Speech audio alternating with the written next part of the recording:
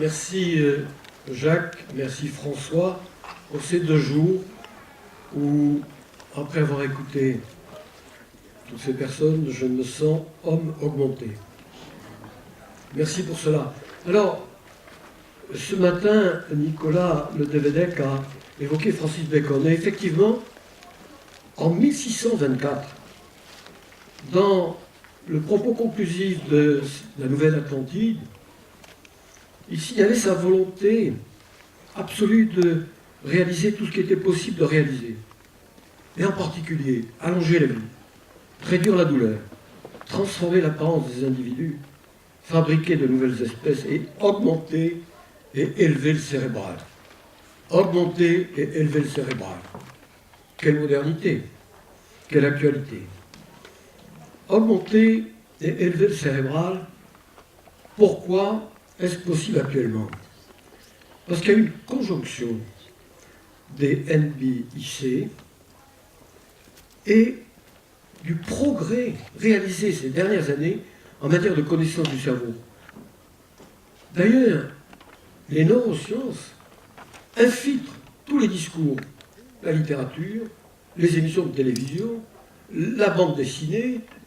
Nous sommes, avec les neurosciences actuellement, comme nous étions dans les années 70 avec la psychanalyse, qui infiltrait tout. Maintenant, c'est une neuroscience, mais quel voyage depuis Hans Berger, qui a inventé l'électroencéphalogramme en 1929.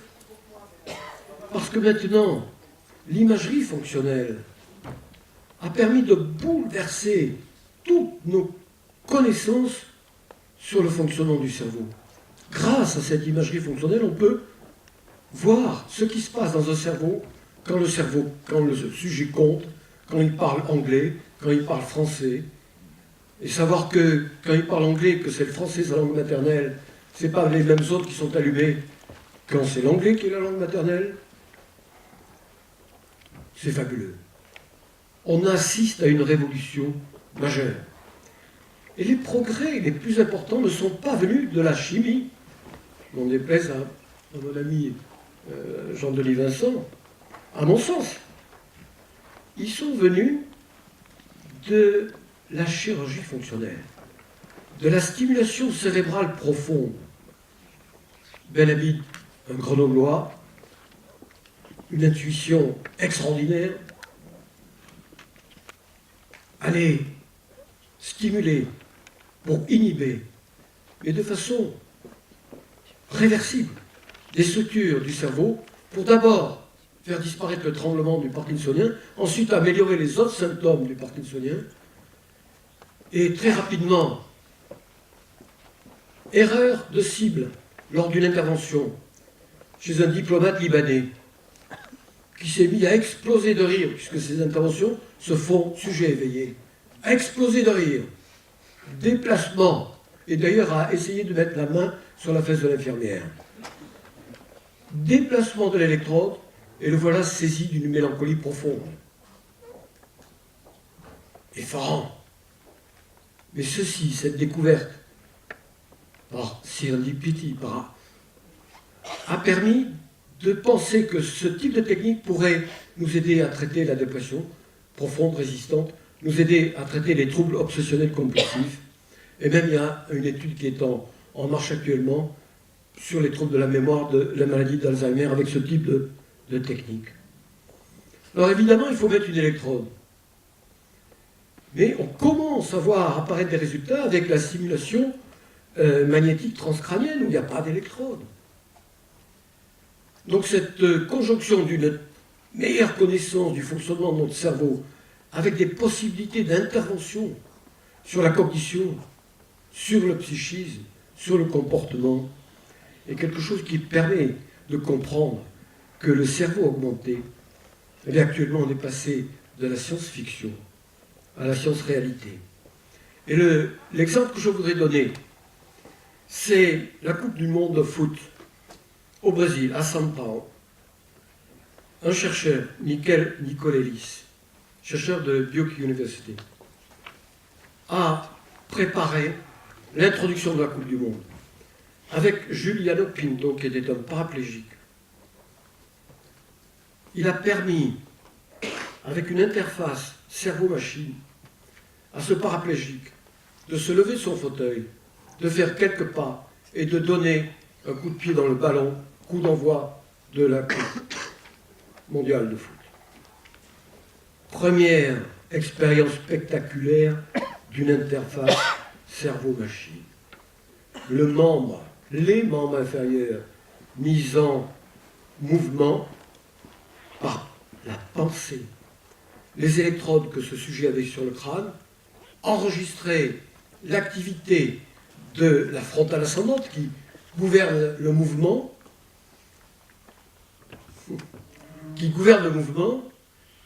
et ces impulsions ont été traduites en commandes sur l'exosquelette. Expérience fabuleuse. Mais se développent des travaux pour non pas se limiter à une interface cerveau-machine, mais créer une interface cerveau-machine-cerveau. C'est-à-dire que le membre artificiel va pouvoir, en touchant l'objet désiré, par exemple, envoyer au cerveau des informations sensorielles. Et ceci est extrêmement important, parce que le membre artificiel, et même virtuel, va progressivement faire partie du schéma corporel du sujet. Et l'homonculus, c'est-à-dire la représentation motrice que nous avons au niveau des frontales ascendantes, où chaque partie de notre corps est représentée, il y a des données qui laissent penser que ce membre artificiel va commencer à être partie intégrante avec une représentation corticale. Et ça, c'est le fantasme qui est devenu réalité de la fusion homme-machine, fusion partielle. Alors, ce qui se passe actuellement, c'est non pas des interfaces cerveau-machine ou cerveau-machine-cerveau, mais cerveau-cerveau.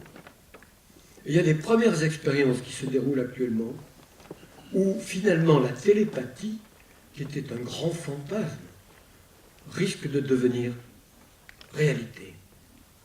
Le problème, et on l'a évoqué plusieurs fois pendant ces 2 jours, c'est qu'il y a un glissement progressif de la réparation à l'amélioration. On a toujours eu tendance à améliorer nos compétences cognitives, à externaliser. Et je pense au calcul. Les doigts, c'est déjà externaliser un travail cognitif qui pourrait se faire sans compter sur les doigts. Le boulier. Et puis pour ceux qui commencent à devenir très vieux, qui ont fait les séries scientifiques, ont calculé avec la table de logarithme et la règle à calcul. Maintenant, c'est la calculette. Et donc, on a toujours aussi vraiment une tendance lourde. C'est pour ça que on ne pourra pas refuser ce qui se passe. Il faudra résister, probablement, mais pas globalement résister, parce que c'est une tendance fondamentale. Notre cerveau est paresseux. Notre cerveau est paresseux, il va se débrouiller pour soit externaliser, soit mettre en procédure des choses qui, normalement, lui demandaient beaucoup d'énergie. Exemple de la conduite automobile, rappelez-vous, les premières sessions de conduite automobile, le travail cognitif fabuleux qu'il fallait, et maintenant tout est en procédure. Et nous n'avons pas besoin de dépenser notre énergie cognitive. C'est pour ça qu'on passe là de la neuroréparation à la neuroamélioration. Mais le gros problème, c'est que les techniques sont détournées de leur objectif. Et je donnerai un exemple médicamenteux cette fois-ci. Le modafinil est un médicament qui permet de maintenir la vigilance. Ça a été étudié dans le laboratoire où j'étais jeune chef de clinique. C'était financé par qui? Par l'armée. Je reviendrai là-dessus. Mais effectivement, maintenant, l'effet de ce médicament qui était réservé à des hypersomnies est utilisé comme un moyen de confort pour maintenir la vigilance le plus longtemps possible. Alors, ça a été détourné au niveau de la vigilance, on vient d'en parler, au niveau du mouvement. Et les transhumanistes disent mais que notre corps est impotent, que les mouvements sont lents et imprécis. Avec les prothèses, les neuroprothèses, on va avoir un mouvement extrêmement rapide, extrêmement puissant, qui va dépasser le corps. Et il y a ce mépris du corps que l'on voit très souvent dans le discours transhumaniste. Le mouvement, mais surtout la cognition. Alors il y a une expérience qui a été faite chez un singe. On a implanté les électrodes dans ses hippocampes. Les hippocampes sont deux structures que nous avons à l'intérieur des lobes temporaux qui sont nos fabriques à souvenirs. Si on n'a pas d'hippocampe, on n'a plus de mémoire. Alors, électrode dans les hippocampes de ce singe. On apprend à ce singe de retenir un pictogramme. Des singes non stimulés et des singes stimulés. Et les singes stimulés au niveau de nos fabriques de souvenirs, que sont les hippocampes, vont reconnaître plus rapidement et avec moins d'erreurs le pictogramme qu'on avait demandé de mémoriser parmi un ensemble de pictogrammes. Donc là, voilà un exemple de stimulation, d'augmentation de la mémoire. Mais ce qui est peut-être plus inquiétant, comme détournement, c'est le fait que notre intimité cognitive, notre intimité affective risque d'être percée. La pensée mise à nu, c'est le grand danger. On commence à savoir reconstruire des images vues par le sujet, simplement en enregistrant l'activité de son cerveau. Il y a une expérience qui a été menée au niveau du rêve. Essayer de reconstruire le rêve d'un sujet en mesurant l'activité de son cerveau. La force musculaire, la cognition, mais pour la cognition, ce qu'on envisage, c'est des Google Chips, des insertions d'implants neuronaux qui permettraient d'avoir un accès aux bases de données, avoir un moteur de recherche interne dans ses souvenirs. Et il y a l'hypothèse aussi de fabriquer des faux souvenirs. Et vous voyez toutes les possibilités de manipulation. Mais ça va au-delà de la cognition, la vie émotionnelle. Et il y a des études qui ont été menées pour lutter contre la labilité émotionnelle des conducteurs de drogue. Parce que pour détruire un village, pour les militaires, il vaut mieux ne pas avoir d'émotion. Et puis, on peut toujours se demander si, et ça fait partie de tous les fantasmes, si on ne pourrait pas aussi utiliser ces techniques, les détourner, pour améliorer des personnes qui sont considérées comme asociales, gênantes. La motricité, la cognition, l'affectivité, la créativité. Alors pour beaucoup de transhumanistes, la création, c'est simplement l'imagination qui permet de recombiner des éléments qui sont déjà présents. Ça me paraît être autrement plus complexe et riche que cela.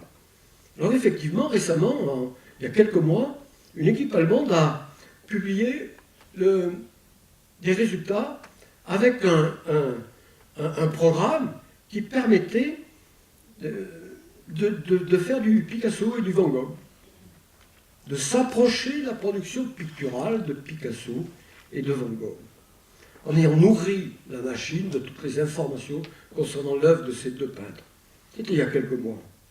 Mais la musique, il y a un programme qui est baptisé Emily Howell, qui a été nourri, gavé de Vivaldi, et qui a élaboré une musique ressemblant à Vivaldi. Il y a aussi le programme Schumann, qui permet des improvisations de jazz à la manière de Thelonious Monk. Pour la littérature, il y a le programme Sherazade, on fournit toute une série d'informations à la machine sur un contexte, sur un milieu, sur un environnement, et la machine va fabriquer une petite histoire. Même la cuisine a été publié, le Cognitive Cooking with Chef Watson. La cuisine cognitive du chef Watson. Le chef Watson, c'est un programme. Et il paraît que c'est mangeable. Mais alors, là, on fait un pass sur quelque chose de fondamental, on fait un pass sur l'émotion, sur la souffrance.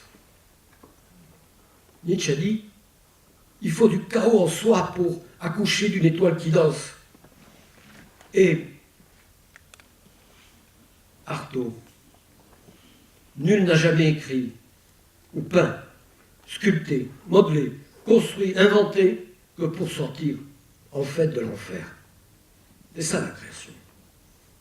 Je ne pense pas que les machines puissent souffrir à ce point et créer des merveilles comme les productions de Picasso, la musique de Vivaldi.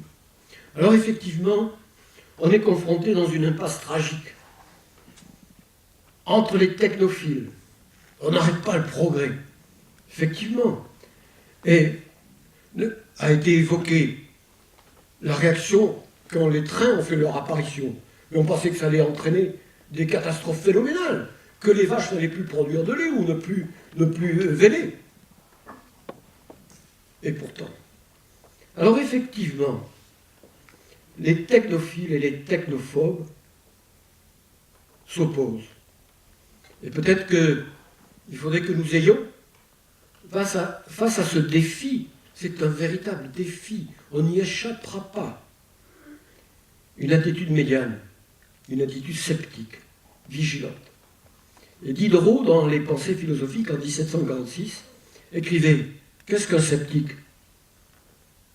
C'est un philosophe qui a douté de tout ce qu'il croit, et qui croit ce qu'un usage légitime de la raison et des sens lui a démontré vrai. Ce qu'on n'a jamais mis en question n'a jamais été prouvé. Ce qu'on n'a point examiné avec prévention n'a jamais été vraiment examiné. Le scepticisme est donc le premier pas vers la vérité. Je pense que c'est cette attitude, peut-être, qu'il faut avoir devant ce défi inévitable des NBIC. Et d'ailleurs, le peuple français est assez conscient des problèmes. Il y a une enquête qui a été réalisée par le Crédoc en juin 2014. 58% des Français pensent que la médecine ne doit pas seulement soigner, mais aussi améliorer. Près de 50% pensent que la médecine doit avoir comme but essentiel de repousser la mort. 60% sont favorables à la greffe d'un bras robotisé. Mais 79% doutent de la protection des données. Je pense qu'ils ont largement raison. 85% sont défavorables à une greffe de composants électroniques dans le cerveau. Bertrand Russell, en 1924, disait, ce que d'ailleurs Rabelais avait déjà dit, il faut craindre que le pouvoir des neurosciences ne soit utilisé pour augmenter le pouvoir des puissants, plutôt que de rendre l'humanité plus heureuse. En fait, il y a 3 questions en matière des NBIC et du cerveau augmenté. C'est comment, pourquoi, pour qui. Comment, je l'ai évoqué un peu, le progrès conjoint de l'informatique, des nanotechniques, des modalités d'exploration du fonctionnement cérébral permet l'explosion des stratégies d'augmentation du cerveau. Mais pourquoi ? Pourquoi ?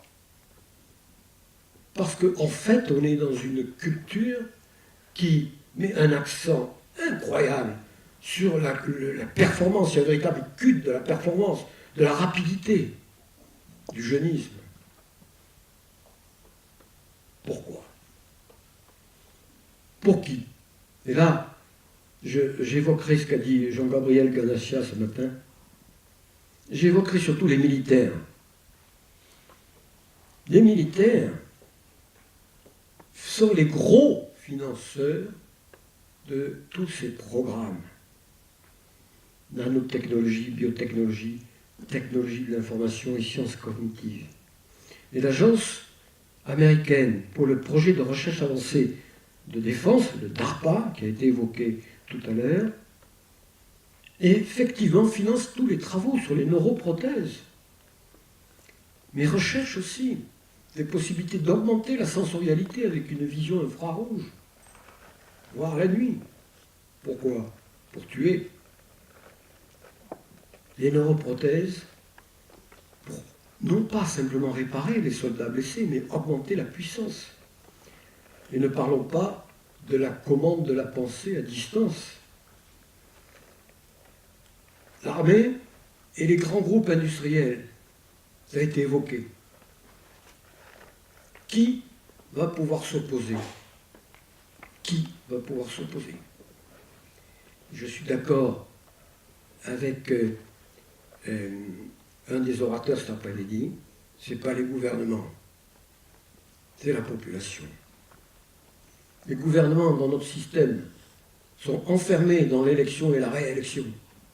Ils ne peuvent pas prendre, sauf exception, je pense à l'abolition de la peine de mort par Mitterrand, ils ne peuvent pas prendre des décisions courageuses, donc c'est à la population à prendre ces décisions courageuses, parce qu'il y a danger. Ces techniques risquent d'être développées pour une caste de privilégiés et aggraver de façon majeure les inégalités. Quid des non-augmentés, inutiles, superflus? Je terminerai mon propos, Jacques, je ne sais pas si... par une citation d'Hannah Arendt dans Les origines du totalitarisme. Si nous nous obstinons à concevoir notre monde en termes utilitaires, des masses de gens seront constamment réduites à devenir superflues. Je vous remercie.